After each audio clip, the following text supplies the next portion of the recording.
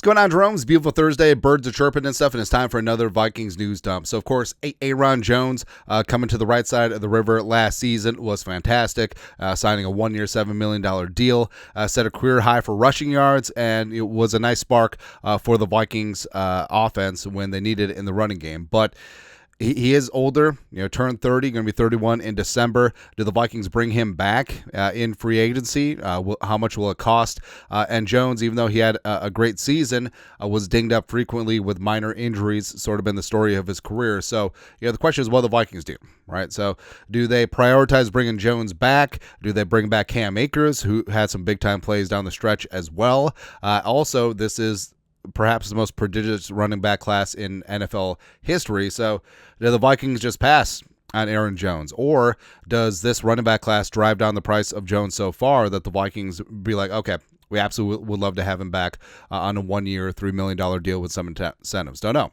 But the Vikings, they definitely need to get after this running back class, and there's a couple of ways to go about it. So this is from Purple Persuasion. Although the Vikings only have 4 picks in the upcoming NFL draft, Alec Lewis wouldn't be shocked if the Vikings took 2 running backs. Lewis noted that he didn't have any intel on this, but noted, if you look at the amount of running backs available and the need for it with the Vikings, it just makes sense to me. I don't see them spending 2 draft picks. But what I do see is the Vikings drafting one, whether it's in probably not at 24. And maybe the Vikings trade back, although there could be a couple running backs that are worthy of the number 24 overall pick, whether it's Caleb Johnson, Amarian Hampton, Trevion Henderson, I think could get some first-round steam. Vikings won't get Genty, so that's a moot point. But using one of the 4 draft picks and then hammering the UDFA prospects, right? Priority UDFAs, give them a large signing bonus, and also, so Kwesi's been really good at UDFAs, so whether it's Ivan Pace Jr., whether it's Nuni McLaughlin, Taki Taami, Ryan Wright, etc. And the Vikings giving out those guarantees, sometimes UDFA guarantees are even higher than 6th and 7th round picks. It's kind of awesome, right? And also, as a UDFA, you get to pick your spot, where you want to go, looking at the depth chart, how can you go about it? It's going to be good, right? But so the Vikings, say, back of the envelope map. So say the Vikings take R.J. Harvey at 97 in the 3rd round. Fantastic, right? And then they circle around, because there's going to be some running backs in this class that go undrafted that would have been 5th round picks, maybe even late 4th round picks in most running back classes. And you could say that's hyperbole. It's not. It really isn't. Right, because when there's such a surplus of talent, that generally does drive down draft position, where teams are like, okay, well, we don't need to address this right now because we can just get a guy that we like in the later rounds, and then all 32 teams go about that, then some really talented players go undrafted. So, it wouldn't shock me at all. Some running backs are slated as a 3rd round pick, whether it's Ollie Gordon the second, Khalil Mullings, Devin Neal, DJ Giddens. Some of these guys are going to go later than you think, maybe even undrafted. So just say, hypothetically, say the Vikings sign Aaron Jones back on a cheap deal, maybe Cam Akers as well. They draft R.J. Harvey in the 3rd round, and then they pick up Donovan Edwards as a UDFA, or DJ Giddens as a UDFA, or Raheem Sanders as a UDFA. I wouldn't mind that at all. So that would be a way that the Vikings can double dip the chip in the running back game without spending 2 of the draft picks that they don't have a ton of anyway, right? Or, hell, 5th round pick, Ollie Gordon and DJ Giddens. Ooh, I kind of like that. I like that a lot. Anyways, also, Pro Football Focus put out their latest mock draft. Is a 3-round mock.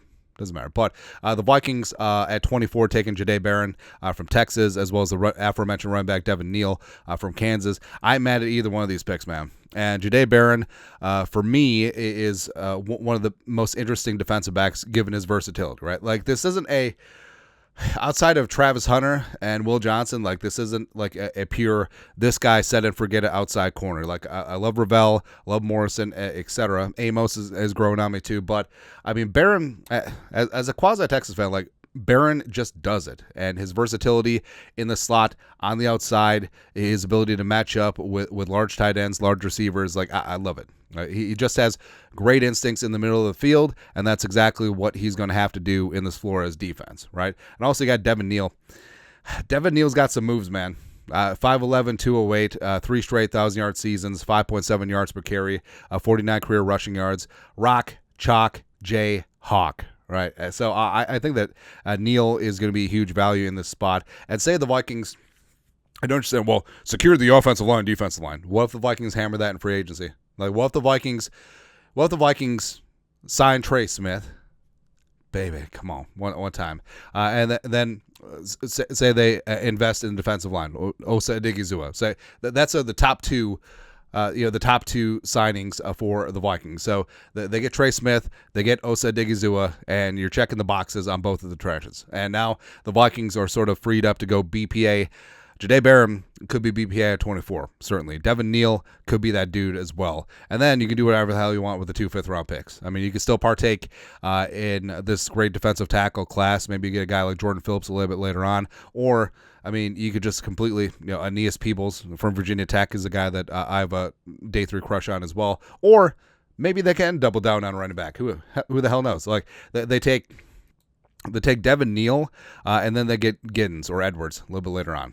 Going to be good to go. But either way, I kind of like it. I kind of like the way that the Vikings are set up in this draft as well as in free agency, especially for running back, right? And the running game has just been so inert for Kevin O'Connell over the last 3 years. The Vikings have been 26th, 24th, and 26th in yards per carry the 3 seasons he's been here. So fix the O-line, get some new blood at the running back room, and go from there. Or run it back with Aaron Jones one time on a cheap deal, but also he's got to know that he's not going to be running back one. Like, maybe he'll get 40% of the work. Who knows? Also, something I know. So slinging Sammy Darnold, a.k.a. America's quarterback, second in the league this year in ADOT, average depth of target. So he's chucking it downfield. And it's something that we like, but also when he hangs onto the ball too damn long, that was very frustrating, right? But 33rd team put together the best quarterbacks throwing to each part of the field based on EPA, expected points added per dropback, regular and postseason. Oh, so this includes the postseason. Great. But you see jumping Joe Burrow dominating the deep part. You got Jared Goff on the deep right. Yeah, that's the Jameson Williams territory. Also, you got Jared Goff dominating behind the line of scrimmage. Good job. Awesome. Fantastic. You got Danger Russ in the middle of the field. But, we got slinging Sammy Darnold on the right sideline to the numbers, between 20 and 30 yards. That's the honey hole. Cover 2, honey hole, just completely getting it in there. I kind of like it, right? And I do think that Darnold does have some talent.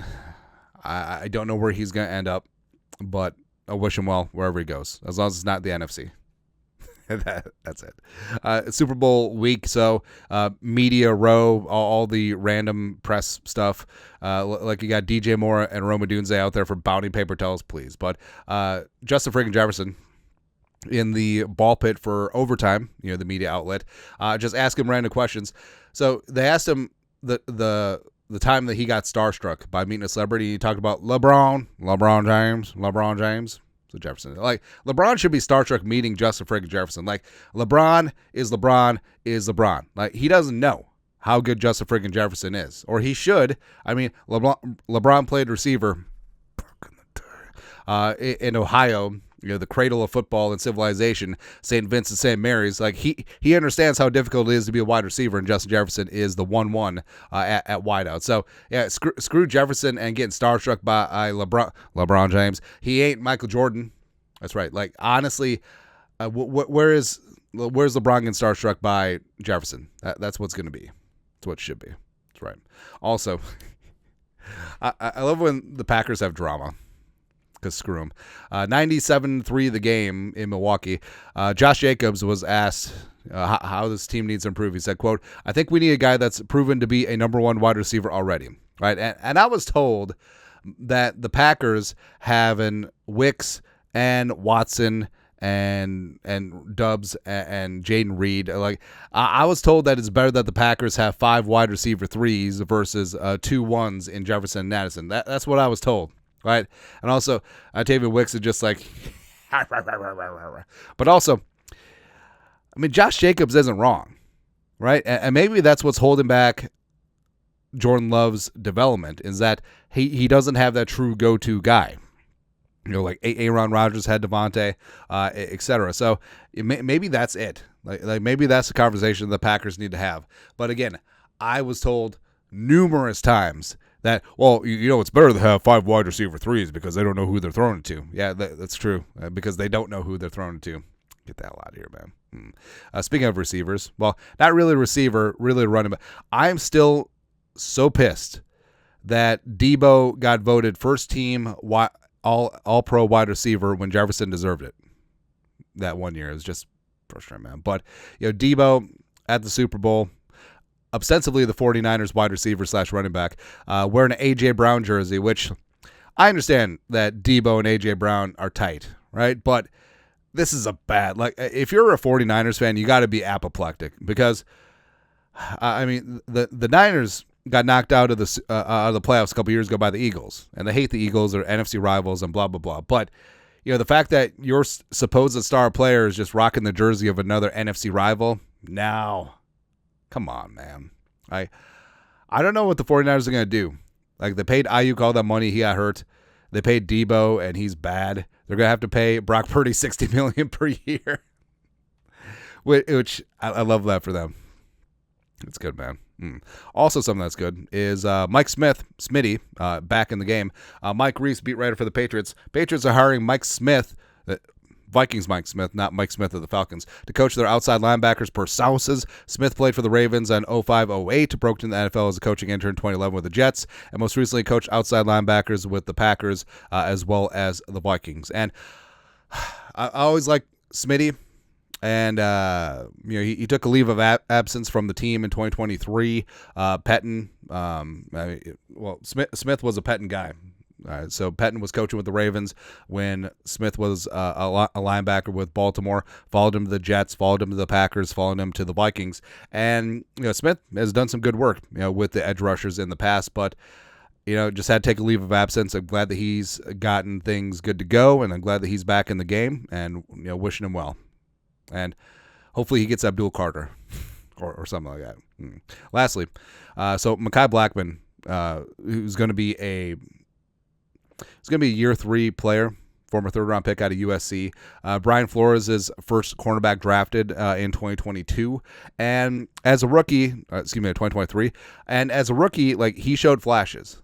When he was on the field, when he was allowed to get out there, there were sparks there. And Blackmon has good size, feisty on the outside, is exactly what Flores wants to do. But, of course, day 1 of training camp last year tore his ACL. He's working his way back, and I think that he's going to be a force. And the Vikings do need some help in that cornerback room, and depending what happens with Murph and the other free agents, it's an okay cornerback draft. Vikings should be hammering free agency at the cornerback room, but I believe in Blackmon. I believe in Nudie McLaughlin, and Blackmon, I think year 3 is going to be coming back with a vengeance because remember, the Vikings didn't sign Stephon Gilmore until after Blackmon got hurt. They had visited with him sort of as a contingency plan, but they had faith in Blackmon, and Blackmon probably was going to end up starting on the outside for the Vikings with Murph. But Blackmon tore his ACL. Could be a blessing in disguise. That seemed it was just an ACL, no MCL, no structural damage, and also it happened very early in the season in 2024, that he can get a full recovery and hopefully get as much offseason work as possible. And then OTAs, training camp, potential to be that guy. And I think that he will be in year 3. I think he's got a great mindset. He's got a great skill set. He's been 3 years now in the Flores defense, and I think he's going to surprise a lot of people. So actually, don't be shocked if the Vikings don't hit it hard at cornerback and are just we got faith in Blackmon. He's going to be our guy. We'll see. Anyways, your thoughts are thoughts of Vikings news dump on this beautiful Thursday. You guys are the best. You know what to do. Skol, production value.